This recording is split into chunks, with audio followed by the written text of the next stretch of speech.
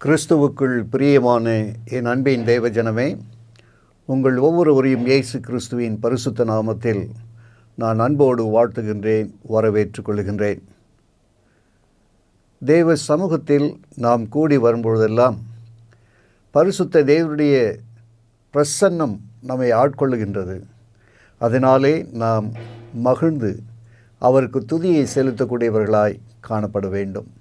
இந்த நாளிலும் கூட உங்களோடு கூட துதி செய்வதனாலே வரக்கூடிய ஆசீர்வாதங்கள் என்ன என்று சொல்லி தேவனுடைய வசனங்களிலிருந்து காரியங்களை நாம் காணத்தக்கதாக தேவன் கிருபை செய்வாராக. சங்கீதக்காரனாக தாவீது அநேக பாடல்களை சங்கீதமாக அவர் பாடி வைத்திருப்பதை ஆவியானவர் நமக்கு வேதத்திலே பதிவு செய்து வைத்திருக்கின்றார். அவருடைய வார்த்தைகளை நாம் ஜெபத்தோடு தேடும் பொழுது நிச்சயமாகவே நீங்களும் நானும் அவரை துதி செய்வதற்காகவே இந்த உலகத்தில் தெரிந்து கொள்ளப்பட்டிருக்கின்றோம், அழைக்கப்பட்டிருக்கின்றோம். அதற்காக அந்த தேவநாமம் மகிமைப்படுவதாக. சங்கீதங்களின் புத்தகத்திலே 150ஆம் சங்கீதத்தை நாம் வாசிக்கின்ற பொழுது அதில் 6 வசனங்கள் மட்டும் இருக்கிறது. முதல் 5 வசனங்களிலே ஒவ்வொரு வசனத்திலும் 2 முறை கர்த்தரை துதியுங்கள் துதியுங்கள் என்கிற வார்த்தையை நம்மால் பார்க்க முடிகிறது. 6வது வசனத்தை நாம் வாசிக்கின்ற பொழுது வேதம் இவ்விதமாய் சொல்கிறது, சுவாசமுள்ள யாவும் கர்த்தரை துதிப்பதாக, அல்லேலூயா. ஆக இந்த சங்கீதத்தில் மாத்திரம் 6 வசனங்களிலே 11 இடங்களில் தேவனை துதி செய்வதற்காகவே இந்த சங்கீதக்காரன் தன்னுடைய வரிகளிலே எழுதி வைத்திருக்கின்றார். அப்படி என்றால் தேவனை துதிப்பது என்பது எத்தனை மகிழ்ச்சியான ஒரு காரியம். ஆகவே இந்த நாளிலும் கூட தெய்வ சமூகத்திலே கூடியிருக்கிற என் அன்புக்குரிய தேவ பிள்ளைகளை நாம் ஆண்டவரை துதிக்கின்ற பொழுது நம்முடைய உள்ளம் மகிழ்ச்சி அடைகிறது. அந்த மகிழ்ச்சியினாலே நீங்களும் நானும் பரலோகத்தின் சந்தோஷத்தோடு கூட இணைந்து செல்கிறோம். இந்த உலகத்தின் கவலையை நாம் மறக்கின்றோம். நம்முடைய அனுதின காரியங்களில் நம்முடைய தலையீற்று அனைத்தும் மறந்து நாம் தேவ சமூகத்தில் அந்த மகிழ்ச்சியின் காரியத்திலே நாம் இடம் கொள்ளுகின்ற பொழுது நிச்சயமாகவே துதிப்பது எத்தனை மகிழ்ச்சியான ஒரு காரியம் என்பதை நாம் விளங்கிக் கொள்ள முடியும். இந்த நாளிலும் ஆண்டவருடைய வார்த்தையின் வழியாக ஆண்டவரை துதிக்கின்ற பொழுது நமக்கு கிடைக்கும் 4 விதமான ஆசீர்வாதங்கள் என்ன என்பதை நாம் படித்து கொள்வோம். காலத்தின் கடைசி நாட்களில் வாழ்ந்து கொண்டிருக்கிற எனக்கு அன்பான தேவ பிள்ளைகளே, வேதம் இவ்விதமாய் சொல்லுகிறது. ஓசியாவின் புத்தகம் 10ஆம் அதிகாரம் 12வது வசனத்துக்குள்ளாய் உங்களுடைய கவனத்தை நீங்கள் செலுத்துவீர்கள் என்று சொன்னால், கர்த்தரை தேட இது காலமாக இருக்கிறது என்று வேதம் சொல்லுகிறது. கர்த்தரை தேடுவதற்கான காலம் இன்றைக்கு.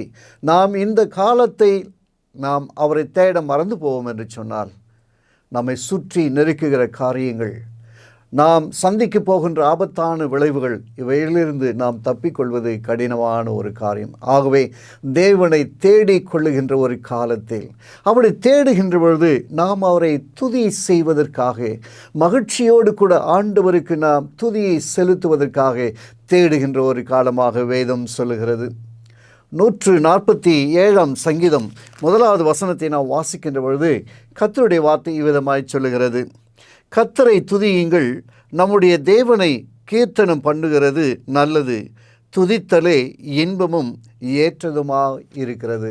துதிப்பது இன்பமான ஒரு காரியம் என்று சங்கீதக்காரன் மீண்டும் மீண்டும் சொல்லுவதை நம்முடைய செவிகள் அதை கேட்கிறது.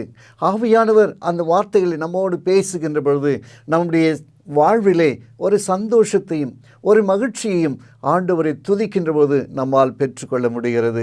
ஆகவே இந்த நாளில் மீண்டுமாக தெய்வ சமூகத்தில் கூடியிருக்கிற அன்பான தெய்வ பிள்ளைகளை, ஆண்டவரை துதிப்பது எத்தனை நன்மை ஏற்றதுமாக இருக்கிறது என்பதை நாம் பார்க்க போகிறோம். வேதத்தை தொடர்ந்து நாம் வாசிக்கின்ற பொழுது தேவ மகிமைக்குள்ளாக நாம் கடந்து செல்கின்றோம். 2 நாளாகம புத்தகம் 5ஆம் அதிகாரம் 13-14 வசனங்களை நாம் வாசிக்கின்ற பொழுது, அவர்கள் ஒருமிக்க பூரிக்கைகளை ஊதி ஏக சத்தமாய் கர்த்தரை துதித்து ஸ்தோத்திரித்து பாடினார்கள்.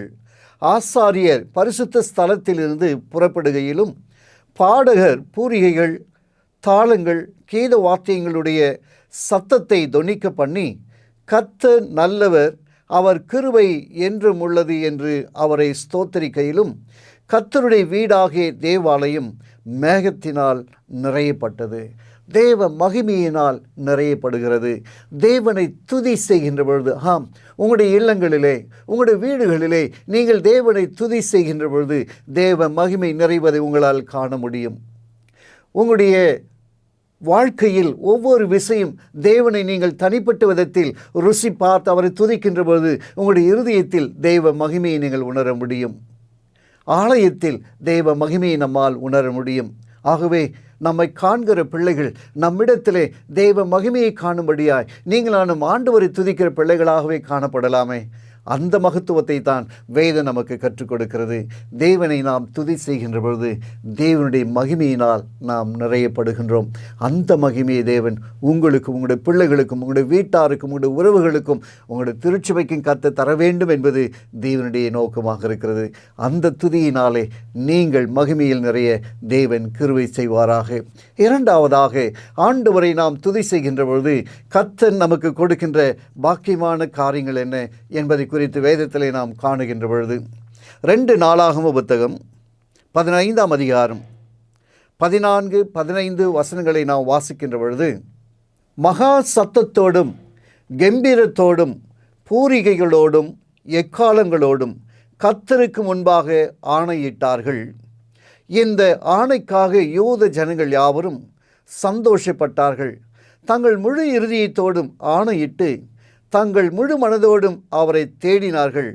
கர்த்தர் அவர்களுக்கு வெளிப்பட்டு சுற்றுப்புறத்தாரால் யுத்தமில்லாதபடிக்கு அவர்களை இளைப்பாற பண்ணினார்.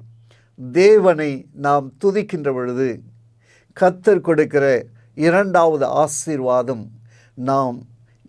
நம்முடைய சுற்றத்தாரால் எந்த ஒரு யுத்தமும் இல்லாதபடிக்கு, சண்டை சச்சரவுகள் இல்லாதபடிக்கு தேவ மகிமையினாலே நிரப்பப்படுகின்ற நீங்கள் நானும் இளைப்பாற பண்ணுகிறார்.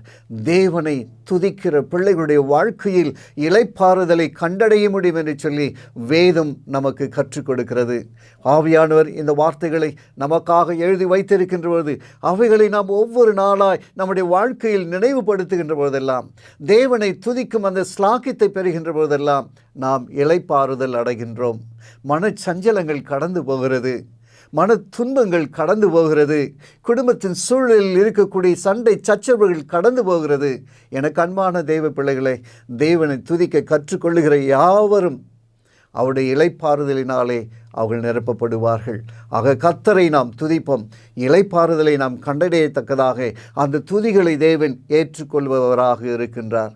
இப்படிப்பட்ட ஆசீர்வாதங்கள் காலத்தின் கடைசி நாட்களில் இருக்கிற உங்களுக்கும் எனக்கும் தேவை என்பதை அறிந்தபடியினாலே வேதம் இவ்விதமாய் நமக்கு பாடங்களை கற்றுக் கொடுக்கிறது.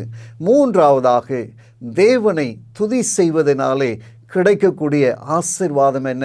ஆண்டவருடைய வேதத்தை நாம் தேடி வாசிக்கின்ற போது கர்த்தருடைய வார்த்தை நம்மோடு கூட பேசிட்டோம். அன்றைக்கு யோசபாத் என்கிற ராஜா, அவன் தனிமையாக ஒரு யுத்தத்திற்காய் ஆயத்தம் செய்த வேளைகளிலே என்ன செய்வது? தன்னை சுற்றி ஏராளமான எதிரிகள், அம்மோனியர், மோவாபியர், அம்மோனியருக்கு அப்புறத்தில் உள்ள மனுஷர், இப்படியாக 3 தரார் ஒன்று கூடி இந்த யோசபாத்துக்கு விரோதமாய், தன் தேசத்திற்கு விரோதமாய் வந்தபோது நடந்தது என்ன? யோசபாத் ஆண்டவரை நோக்கி சொல்லுகிறான், ஆண்டவரே, எங்களுக்கு ஒன்றும் தெரியவில்லை, ஒன்று மாத்திரம் எங்களுடைய கண்கள் உம்மை நோக்கி கொண்டிருக்கிறது என்று சொல்லி அங்கே பாடகரை எல்லாம் எழுப்பி துதிக்க செய்யும்படியாய் அவர் ஒரு தூண்டுதலை செய்தார்.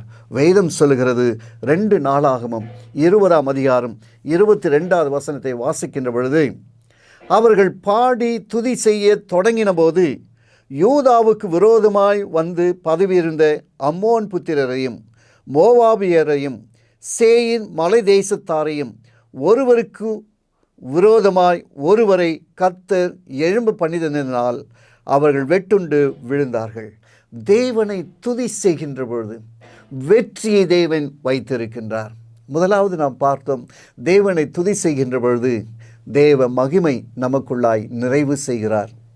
தேவனை நாம் துதி செய்கின்ற பொழுது இரண்டாவது ஆசீர்வாதம், தேவன் உங்களுக்கும் எனக்கும் இளைப்பாறுதலை கட்டளையிடுகிறார்.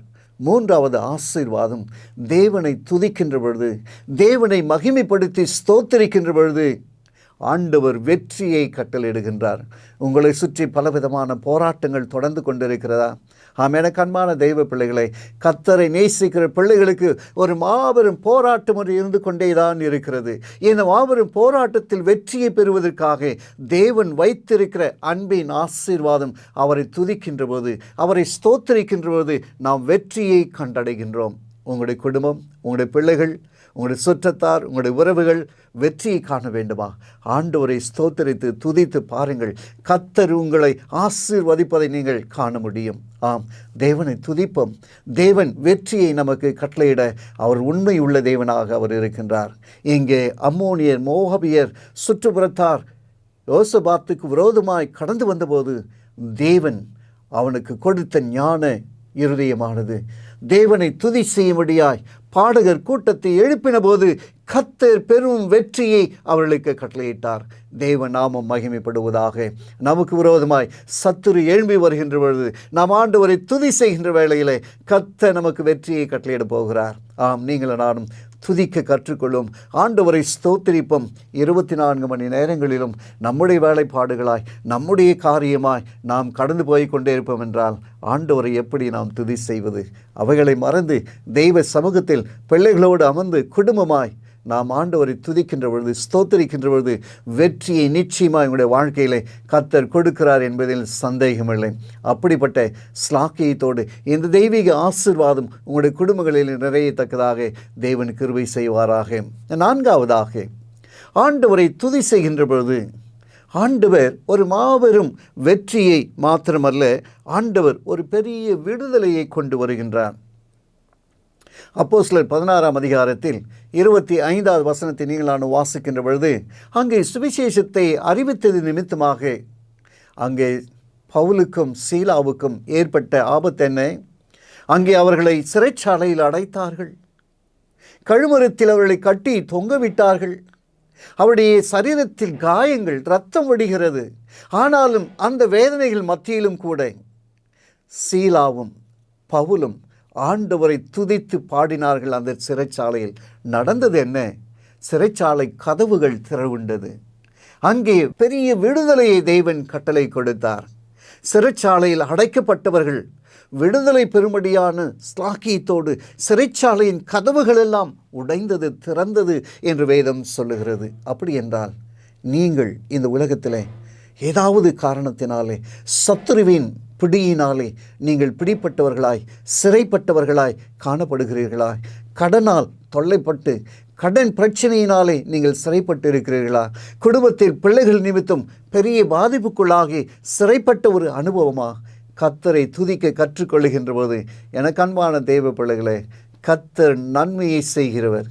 கர்த்தர் ஆசீர்வாதங்களை மாத்திரம் கொடுப்பவர் அல்ல, நிமிஷந்தோறும் நம்மோடு கூட இருந்து பயணித்து நம்முடைய தேவைகளை சந்தித்து நம்முடைய தேவைகளின் ஊடாய் நம்மை ஆசீர்வதிக்கிற ஆண்டவர் நமக்காக இருக்கிறாரே. ஆகவே நீங்களும் நான் கலங்க வேண்டிய அவசியமில்லை. நீங்களான துன்பப்பட வேண்டிய அவசியமில்லை. நீங்களான நோயினால் அவதிப்பட வேண்டிய அவசியமில்லை. நீங்களான கடன் பிரச்சனையால் கலங்க வேண்டிய அவசியமில்லை. கர்த்தரை துதி செய்கின்ற பொழுது இப்படிப்பட்ட சிறைகளிலிருந்து விடுதலை செய்கிற தேவன் உங்களுடைய தேவனாக இருக்கிறார். அவர் என்னுடைய தேவனாக இருக்கிறார். அந்த தேவனை நீங்களானும் துதிப்போம், ஸ்தோத்தரிப்போம். விடுதலையை பெற்றுக்கொள்ள உதாரணத்திற்காக இந்த சவுலும் சீலாவும் சுவிசேஷத்தை அறிவித்தது நிமித்தமாக, ஆண்டவருக்கு நற்செய்தி சொன்னதினாலே அவர்கள் சந்தித்த சஞ்சலங்கள் ஏராளம். ஆனால் அவர்கள் கவலை கொள்ளவில்லை. அவர்கள் பாடுகள் ஏராளமாக இருந்தாலும், துன்பங்கள் ஏராளமாக இருந்தாலும், கழுமரத்தில் கட்டி வைத்து அடித்த போதும் கூட, இரத்த கசிவுகள் கடந்து வந்தபோது கூட அவர்கள் ஆண்டவரை துதி செய்து பாடினார்கள். தேவனை மகிமைப்படுத்தி பாடினார்கள். தேவன் அவர்களுக்கு பெரும் வெற்றியை கட்டளையிட்டார். அந்த வெற்றியை நீங்கள் கண்டடைய வேண்டும் என்று சொன்னால், அந்த வெற்றியில் நீங்கள் மகிழ வேண்டும் என்று சொன்னால், பரலோக தேவனுடைய சமூகத்துக்கு நேராய் அவரை துதிக்க கற்றுக்கொள்ளுங்கள், அவரை ஸ்தோத்திரிக்க கற்றுக்கொள்ளுங்கள். வேதத்தை நீங்கள் வாசிக்கின்ற பொழுது 34ஆம் சங்கீதம் 1வது வசனம் இவ்விதமாக சொல்கிறது, நான் எக்காலத்திலும் கர்த்தரை ஸ்தோத்திரிப்பேன், அவருடைய துதி என் நாவில் இருக்கும் என்று சொல்லி. உங்களுடைய நாவுகளிலே கர்த்தரை துதிக்கும் துதி இருக்கிறதா? இல்லை இந்த உலகத்தின் வார்த்தைகளான, இந்த உலகத்தின் காரியங்களான அப்படிப்பட்ட சூழலுடைய வாயிலை நிறைக்கப்பட்டிருக்கிறதா? எப்படிப்பட்ட சூழலிலே நீங்கள் வாழ்ந்து கொண்டிருக்கிறீர்கள்? நீங்கள் வாழுகிற ஸ்தலங்களிலே கர்த்தரை துதிக்கின்ற பொழுது உங்களை சார்ந்தவர்கள் கர்த்தரை துதிக்க கற்றுக்கொள்வார்கள். அவருடைய வாழ்க்கையில் விடுதலை பெறுவதற்கு நீங்கள் வழிகளாக தேவன் வைத்திருக்கின்றார். ஆம், நம்முடைய பிள்ளைகளை கர்த்தரை துதிக்க கற்றுக் கொடுப்போம், கர்த்தரை ஸ்தோத்திரிக்க கற்றுக் கொடுப்போம். காலத்தின் கடைசி வேலை, மிகவும் ஆபத்தான சூழல், பாவத்தின் பிடியில் சிக்குண்ட மக்களை கட்டுகளிலிருந்து விடுதலை செய்வதற்காக தேவன் வைத்திருக்கின்ற உன்னதமான ஒரே வழி அவரை துதிப்பதும் அவரை ஸ்தோத்திரிப்பதும். பாவத்தின் கொடூரமான நிலைகளிலிருந்து நாம் விடுதலை பெறுவதற்கு தேவன் நம்மை அழைத்திருக்கிறார். அழைத்தவர் நமக்கு கற்றுக் கொடுத்திருக்கிறார். கற்றுக் கொடுத்தவர் அவரை துதி செய்யும்படியாய், அவரை ஸ்தோத்திரிக்கும்படியாய், அவருடைய பிள்ளைகளாய் நம்மை மாற்றியிருக்கிறாரே. இந்த உன்னதமான கிருபையை எண்ணி பார்த்து தேவாதி தேவனை நாம் ஸ்தோத்திரிக்க கற்றுக்கொள்ளும். இப்படி ஆண்டவரை நீங்கள் நானும் துதி செய்கின்ற பொழுதெல்லாம் ஆண்டவர் வெற்றியின் இரகசியங்களாக இவைகளை வைத்திருக்கின்றார். 4 விதமான ஆசீர்வாதங்களை நாம் பார்த்தோம். ஆண்டவரை நாம் துதிக்கின்ற பொழுது தேவ மகிமை நம்முடைய உள்ளத்தில் நிறைகிறது. தேவ மகிமை நம்முடைய இல்லத்தில் நிறைவு செய்கிறது. தேவ மகிமை நம்முடைய பிள்ளையுடைய வாழ்க்கையில் நிறைவு செய்கிறது.